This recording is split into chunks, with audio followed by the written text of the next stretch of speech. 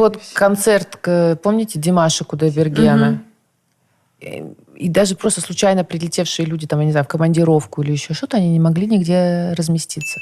Потому что все заняли фанаты Димаша. Весь И город. у нас очень активно идет деловой туризм, еще и внутренний деловой туризм. У нас очень много событий в Алматы, очень много событий сейчас проводится в рамках Центральной Азии, вообще русскоговорящей всей аудитории. И все переехали сюда и здесь проводят мероприятия. И тут постоянно заполнить. Если раньше, там, допустим, отели все могли говорить, что у них есть какая-то сезонность, то сейчас этой сезонности нет, потому что постоянно идет заполненность по отелям. И если вы заметили, то у нас стоимость за номер увеличилась за последнее время на 40% минимум. Допустим, вот я была в Китае, там Шератон был, стоит 45 тысяч. Это 5-звездочный, шикарный Шератон. Сутки. Типа с завтраком, и вот 45, или, ну, что-то такое, короче. И то я просто там, типа, вот так вот напрямую забронила через букинг. И все. И я понимаю, что у нас Шератон не столько стоит. Он не стоит столько.